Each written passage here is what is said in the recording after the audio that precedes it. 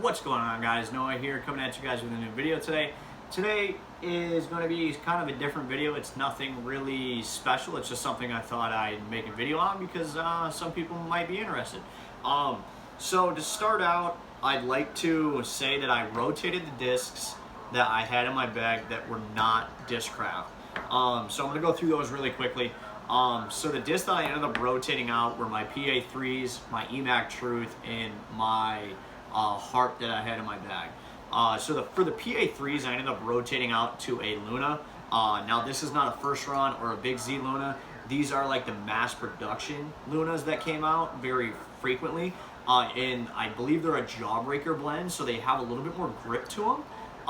And I think I'm gonna like these more or less for their Lunas. A lot of people like Lunas. I used to putt with Lunas. My only big difference between the PA3 and the Luna is the Luna does not have a bead. I've been putting with a bead for quite some time, and I was very successful with them. So it'll be kind of a weird transition. I have to practice quite a bit with these to kind of like get my release point again with them, and kind of like where I'm going to be gripping these and holding them with my hand and stuff like that.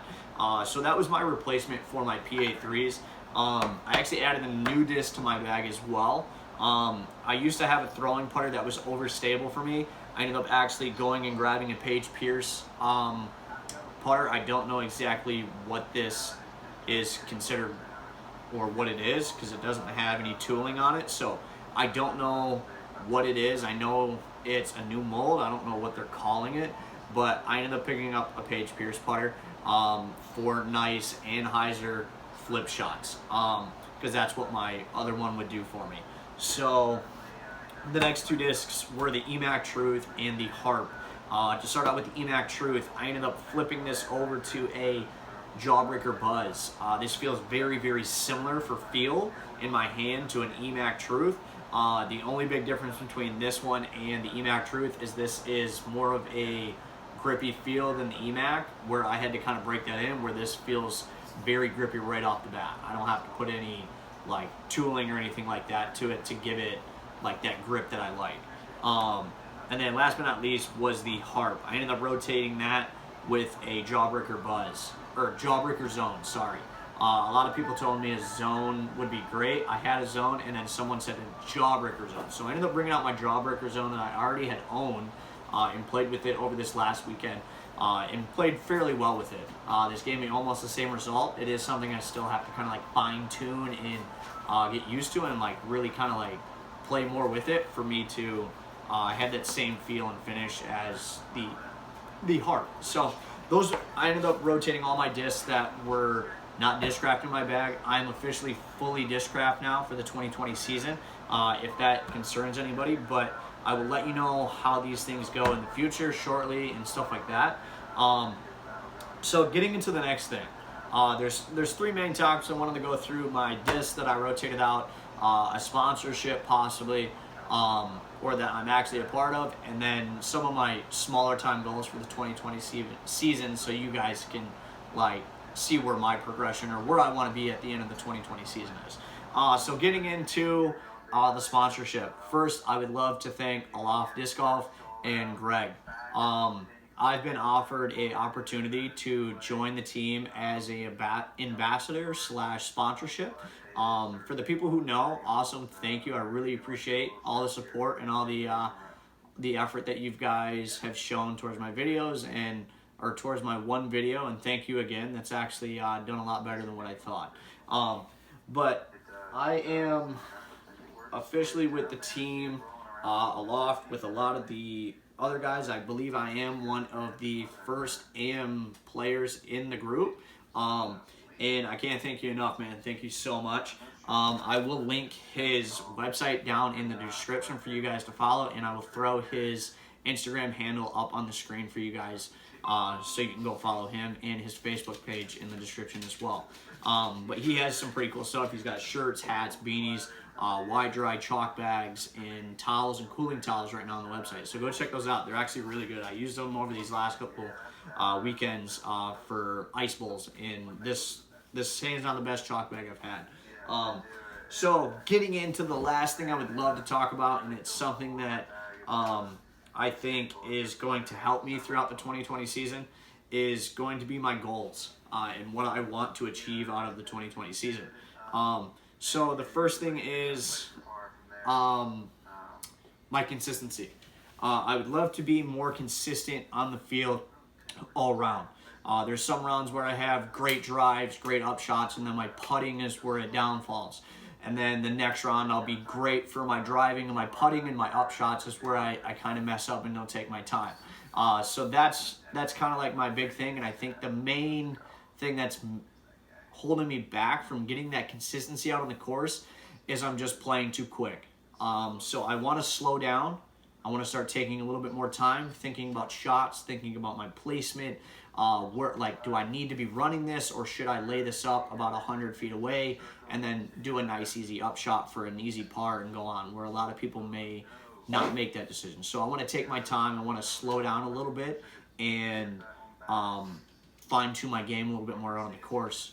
The second thing is going to be my rating. So this is hand in hand with my consistency out on the course and what it's going to do for me. So the rating is more or less for me to make a jump. I would love to make a jump to AM2 this year, or possibly AM1. It's most likely going to be AM2 because I want to gradually kind of go into these divisions over the years. But I would love to be able to jump to AM2 mid-season. Right now I am currently 877 rated with a couple mishaps at the end of 2019 season. I kind of had a pretty bad tournament that kind of like had my downfall for a 16-point drop. It was pretty bad. I was pretty upset at myself. But my goal for the my rating is I would love to be 920 by the end of 2020 season, or possibly higher. Anything below that, I'm not going to take. I'm going to strive for this very, very hard, and I'm going to go out on the course expecting to be shooting 930 and 940 rated rounds. But I'm not going to make a jump until I am almost an AM2 player. A lot of people will make the jump into AM2 and they're not ready for it. And they're very upset with their consistency out on the course. They're upset with their placements and stuff like that, where I want to fine-tune that stuff. I want to be happy with where I'm at in my game, and then I'll make that jump. So for all the people who think I'm a bagger in AM3, I'm not a bagger, man. I have good rounds and I have bad rounds. Until I'm throwing 4 or 5 tournaments right in a row and I'm taking first place and throwing 940 rated rounds, it is what it is. I'm playing my rating currently, and I'm not ashamed of it, because I will have a good round and then I'll have a bad round. So everyone can, I don't even know. Like, I want to be humble, but I want to be very competitive at the same time. So I'd love to be 920 rated by the end of the season. And that's more or less my consistency on the course, my composure, and my mental game, and slowing down a little bit. The last thing is something fairly big, and I don't think it's going to happen, but at the same time, it's a good goal to have. So I officially switched to all Discraft. You guys probably kind of get a gist of where I'm going with this. I would love to be a part of Discraft Underground. I've been throwing Discraft for quite some time now. And a lot of my discs over the years, from my drivers to my mids, have been Discraft. It's going to be a weird transition coming into the 2020 season, throwing all Discraft, considering I've been throwing kind of a mixed bag over the last couple of years.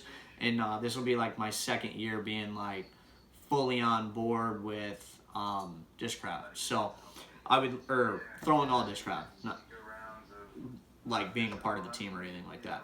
But my goal is to potentially join Team Discraft Underground for the 2021 season, or potentially even earlier. I want to get my name out there to a couple people that don't know me quite yet. I would love for Wes, the team captain, or Teamstampwes, I'll throw his handle up on the screen here and tag you in it, bud, so you can, if you have the enjoyment of watching YouTube and stuff like that, maybe you catch the video in the future.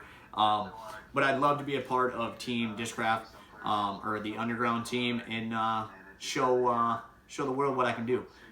So those were my kind of goals and what I wanted to do for the 2020 season. If you guys have any recommendations or any insight on that for me throwing more consistently and stuff like that, please let me know. I'd love to take your input. I take constructive criticism very well. There's some things where I feel like I'm strong and suitable at that I won't take like info on and stuff like that, but that's just me. I'm kind of stubborn.